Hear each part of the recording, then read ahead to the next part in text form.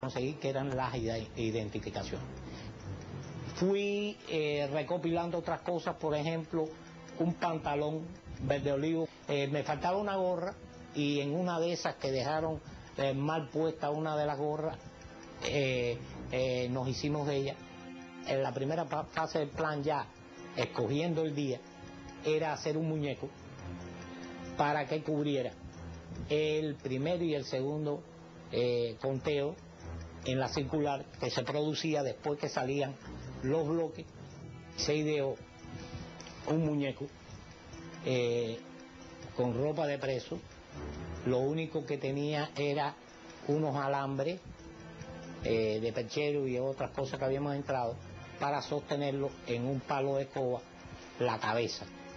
Hicimos una soga por arriba del avión de arriba y entonces se le colocó aquí atrás para cuando pasaran por la celda en ese primer conteo, el que se paraba al lado alaba la soga y entonces sentaba al muñeco que estaba amarrado por aquí, lo sentaba y lo contaba.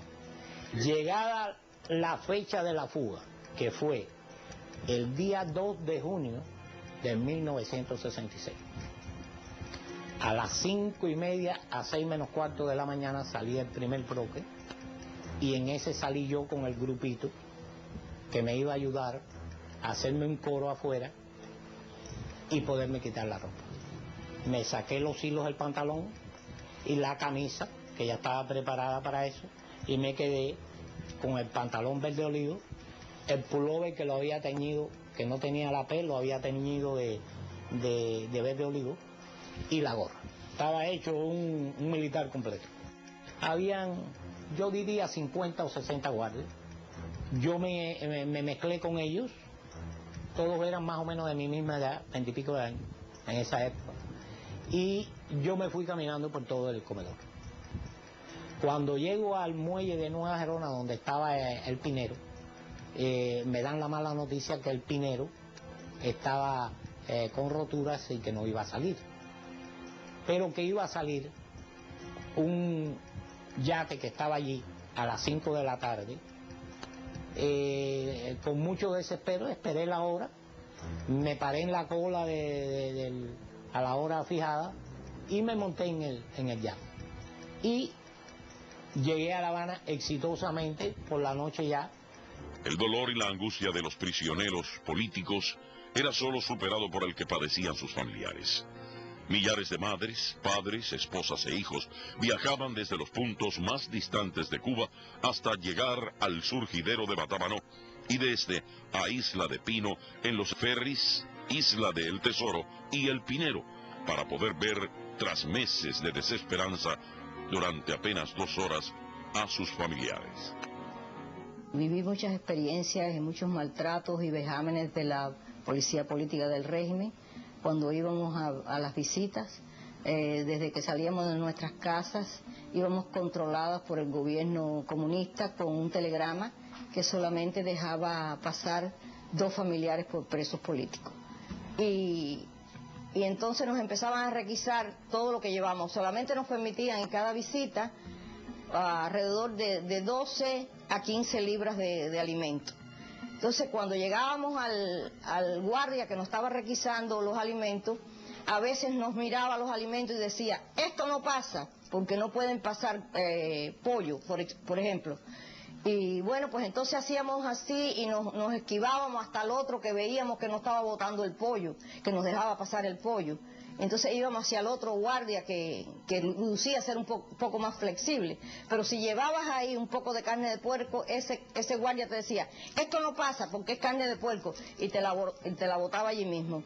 Y nosotros viendo con la necesidad que teníamos de conseguir las cosas para ellos, y la necesidad que tenían ellos y el hambre que estaban pasando, ver botar aquellas pilas de comidas allí que eran necesarias para ellos. Nos requisaban todo el cuerpo, unas milicianas que habían allí, y prácticamente que nos desnudaban, y hubo ocasiones hasta que nos mandaron a abrir las piernas para mirarnos hacia adentro. Eso fueron una de las vejaciones más grandes que yo he podido soportar en mi vida para poder ver un familiar preso en Cuba. Numerosos padres e hijos compartieron celdas dentro de estas circulares. Otros solo pudieron ver a sus padres en la distancia a través de las rejas sin poder darles el último adiós. Mi padre había caído preso en Oriente, estaba en la causa de Alberto Müller, había sido condenado a 3 años y estaba en Puerto Boniato. Estando yo en Isla Destino en la circular 4, él lo trasladan hacia Isla Destino. Cuando él pasa entre la 3 y la 2, yo estaba en el 4º piso, mirando por los barrotes, por la ventana, a ver si conocía a alguien allí de la cordillera, lo cual era lo normal, ¿no? Entre los gritos de siempre, que uno conocía a sus amigos. Entonces hay un señor que se llama Rolando Nieves, que estaba, un recluso, un amigo mío que estaba un piso debajo, que él había estado en Boniato, y él divisa a mi padre. Y entonces empieza a gritarle, oye, Roberto Elías, Roberto Elías. Entonces yo me pongo muy nervioso, porque yo dije, ¿cómo Roberto Elías? Y entonces empiezo yo a buscar y entonces diviso inmediatamente a mi padre en la cordillera de Preso. Él venía barbudo, pues tenía mucha barba y llevaba 1 mes y medio sin afeitarse, con una toalla tirada arriba. Y yo empiezo, pero yo me pongo nervioso y en vez de decirle Roberto Elías, pues entonces empiezo a decirle, oye papi, papi, porque era como yo le llamaba desde niño. Él se pone nervioso también y empieza a buscarme con la vista. Y entonces viene un genízaro de esto, le mete un empujón para que volviera para la fila. Y yo lo que hice fue empezar a gritar. El griterío era tal, de tal cantidad de presos, que aquello se fumó en aquella situación. Y él siguió entonces avanzando y fue para la circular 2. 2 o 3 meses después, realmente no mucho tiempo, a él lo traslada nuevamente hacia Cuba, como decíamos nosotros. Pero para la desgracia de él y mía, por supuesto, mi padre sale con un cáncer en los pulmones. Y yo sabía que moría ya, a mí me habían avisado que iba a morir, etcétera. Y entonces a mí me hacen unas gestiones en el Ministerio del Interior en Cuba para ver si podían llevarme al sepelio de mi padre. Y vinieron a la circular a buscarme. Me dejaron vestido 48 horas, amigo mío. 48 horas vestido, esperar. Yo no sabía que cada vez que entraba alguien yo lo llamaba para que me diera una explicación de aquello. A las 48 horas me dijo, no, ya no va a ningún sitio. A las golpizas, los bayonetazos, se agregaban los pabellones de castigo, donde la brutalidad de los esbirros alcanzaba niveles extremos. Los 20 meses que estuve en el pabellón de castigo, yo oí dar más de 100 palizas. Y creo que sería más adecuado decir más de 100 cablazos.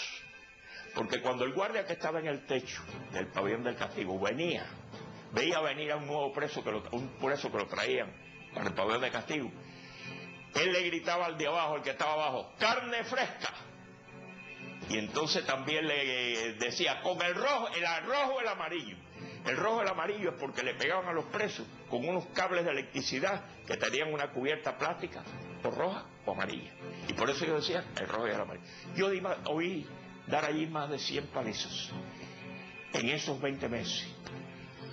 La dirección del penal pretendió establecer un sistema de atención médica que respondiera a sus intereses, sin importar las necesidades médicas de los prisioneros enfermos. Se pretendió que los médicos limitáramos el número de enfermos que podían quedarse sin salir al trabajo forzado. Aquello fue motivo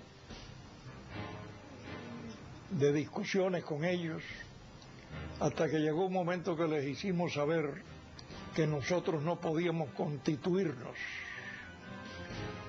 en médicos represivos de nuestros compañeros.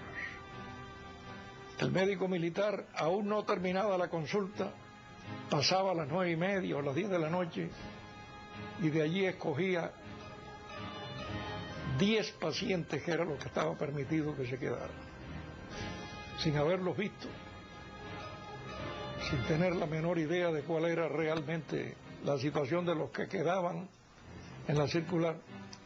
Pero esa fue la disposición que dio el señor director del hospital. Yo tuve un problema porque yo pertenecía al bloque 10, a la brigada 36. El jefe de ese bloque era un sargento llamado Bayán. Una vez yo le planteé a él que me encontraba enfermo, que ese día no iba a trabajar, porque me encontraba enfermo, mal. Y él me dijo que no, que tenía que ir a trabajar así. Yo le dije que no. Él me atacó con una bayoneta y me hirió acá, en el pecho y en la mano. Los compañeros míos vieron cuando estaba, como yo estaba echando sangre acosado, y dos compañeros míos a los cuales recuerdo con mucho afecto y le debo mi vida. Uno es Ricardito Crufón